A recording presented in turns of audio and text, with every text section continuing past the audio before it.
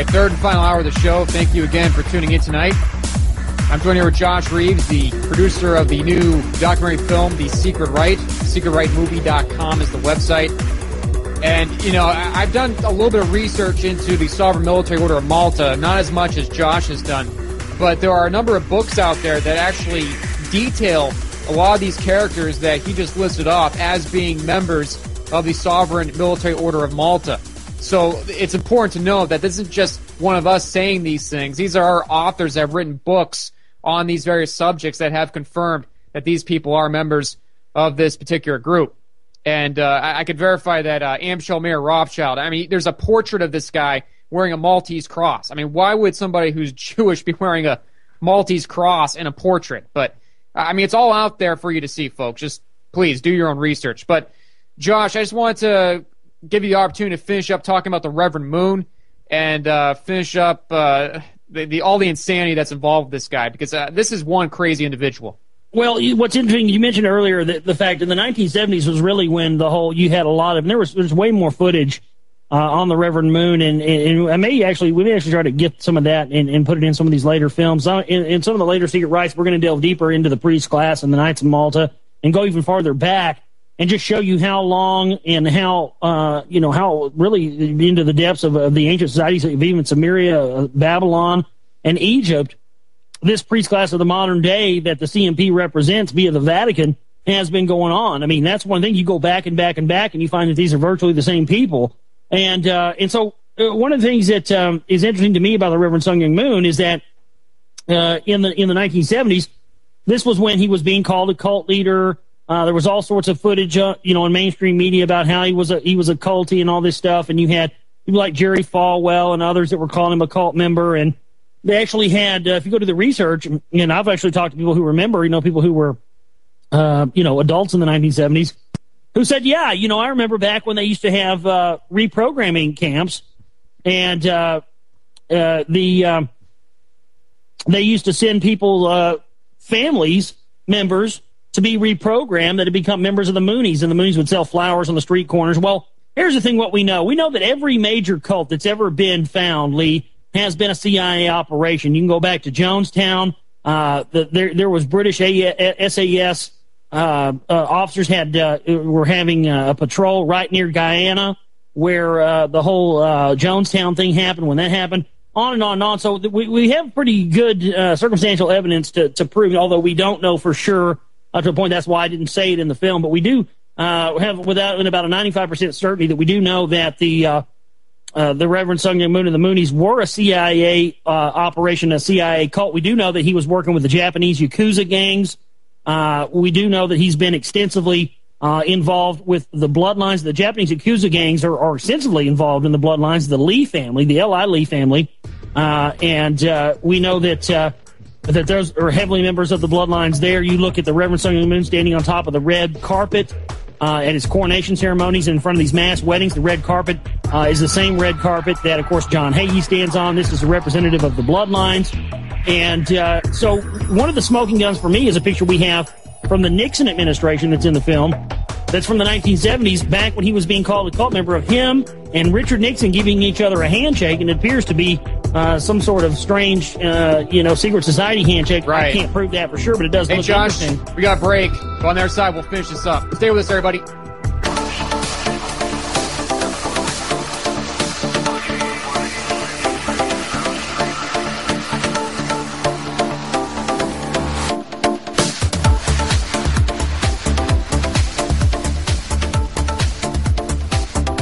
All right, we've returned yet again. Thank you for tuning into the show.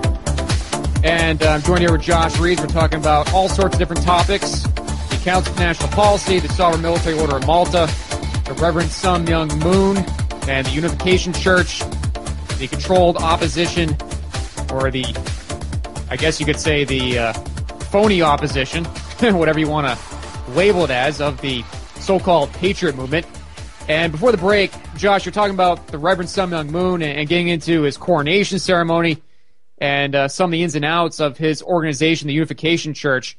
And, this is a very important figure because this is a guy who is a key funder of the Republican Party. He has funded the Council for National Policy, and he's really a figure that's intertwined with all these different groups. So I'd like to give you the floor and let you continue on the subject of Reverend Sun Myung Moon. Well, and that's definitely one of the most interesting things about it. Again, during the 1970s, he was called a cult member. Here's a picture of him and Richard Nixon shaking hands. And then fast forward into the 1980s, once Reagan's in office, the Reagan Justice Department sends him up the river for tax evasion. He gets out a year later. All of a sudden, there's pictures of him and Reagan shaking hands. He's got the Washington Times. Reagan calls the Washington Times the most conservative newspaper there is, praises it.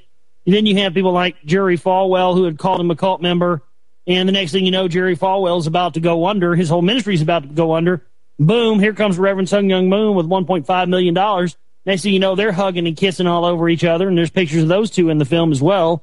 And the same thing with, that was another one of the interesting things that I found out, and I just found it out just weeks before the film was about to be released, was, I had never knew that Reverend Tim LaHaye, author of the Left Behind books, who was the founder of the Council for National Policy, along with people like Rick DeVos and Richard Vigery and really the guys who were considered the heads of the New Right movement in the 1980s under Reagan. I had no idea that this guy was publicly a staunch anti-Catholic. And I'm sitting there going, how can somebody who's a staunch anti-Catholic have taken tons of money from people that are confirmed Knights of Malta members and people who are Catholics? I mean, he took his wife, Beverly LaHaye, her group, Concerned Women for America, took $500,000 for that group. You had the startup money, as we talked about earlier, for the CNP came from the Hunt Oil brothers. All of the Hunt Oil brothers, including their father, H.L. Hunt, were all Knights of Malta. And that's what, that's one of the things about the Kennedy assassination that's been covered up by the conspiracy movement, is the involvement of the Knights of Malta in that whole situation. When you look at the wanted for treason posters that were printed here in Dallas, Texas, the day before the Kennedy assassination, go read that.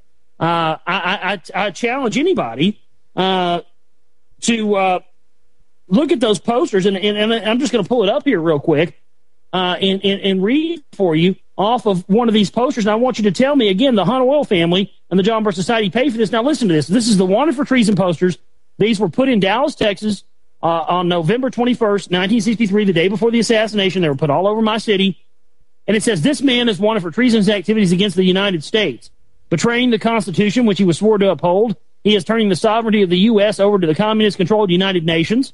He is betraying our friends Cuba, Katanga, and Portugal, and befriending our enemies, Russia, Yugoslavia, and Poland. He has been wrong on innumerable issues affecting the security of the U.S., United Nations, Berlin.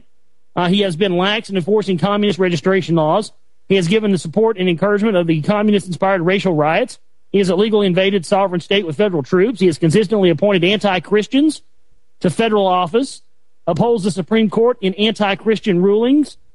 Aliens and unknown communists abound in his federal offices, and he has been caught in fantastic lies to the American people, including personal ones like his previous marriage and divorce. I mean, this sounds like classic conspiracy theorist material that these Knights of Malta Hunt Oil family put out here and paid for in Dallas, Texas the night before. We know they had the Clint Murchison meeting where you had people like Poppy Bush and Nixon and LBJ, other high-level Dallas Freemasons and Knights of Malta, people who you have like W.O. Bankston. We have W.O. Bankston cars here in Dallas. W.O. Bankston was a high-level Mason who was there. We have Amon Carter, who they have a museum named after. All these high-level people who were all there the night before where they were cooking up the plan to assassinate Kennedy. So it wasn't the Freemasons. It wasn't the government. This was a hit that came down from the highest levels. This is why there was involvement with the mob in tandem, people like Jack Ruby, with the Knights of Malta. So, it goes to the highest levels of that, Lee. And going back to that, and what we were talking about with the Reverend Sun Myung Moon, nobody knows where this guy's funding came from. We know he's a Knights of Malta. We know he worked on anti-communist regimes in Korea. But nobody can ever trace back where his vast amounts of money came from. But it is very interesting that how many of these people, he's been the biggest funder of the Republican Party. Every campaign on the Republican end for the past 30 years has gotten funding from the Reverend Sun Myung Moon. This is why people in the Patriot Movement League get so uptight when you start talking about it. I mean, my God, the guy's funded Scientology campaigns as well, and has been involved in Scientology as well as has the people like Phyllis Schlafly, the Eagle Forum, Beverly LaHaye's Concerned Women of America. They had a operation some years ago back in California to take the teachings of evolution out of the schools, and they actually gave money on behalf of the Reverend Sun Myung Moon, Concerned Women of America with Beverly LaHaye, and Eagle Forum with Phyllis Schlafly to fund putting Scientology teachings, Lee, inside of California schools. So these people are tied to virtually every religion that is out there. And one of the other things I mentioned earlier, the Reverend Sun Myung Moon standing on the red carpet, just like our good friend Pastor. Hey, yes, just like that clown. You had to bring John Hagee on the show, didn't you? Yeah, he had to come on. He had to come on for a second. But we have these people in the bloodlines, and you trace back. I mean, all from Monteith to Phyllis Schlafly to I can't even remember all the ones off the top of my head now that have all been involved. I remember back when we first started our shows. I remember February last year, I interviewed David Icke, and I asked David Icke about if he'd heard of the Council for National Policy, and he said he hadn't. But this is the clip of this is not a clip, but this is the quote from David Icke when I told him about the Council for National Policy and these people and the bloodlines. And he said, "Look, I don't know about this group. I've never heard of it."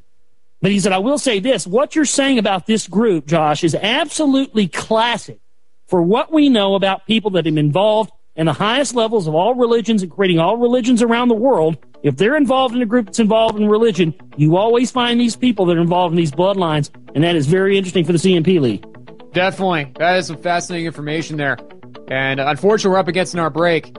But, all these characters, it's really interesting. We start looking at Reverend Moon, you start looking at the Sovereign Military Order of Malta, and all these different groups. They all tie in together, and they try to foment controlled opposition so that you get funneled into these various groups so you don't become real opposition. And that stuff on the Kennedy assassination is 100% correct. But we have to break. On the other side, we'll cover more of this. Stay with us.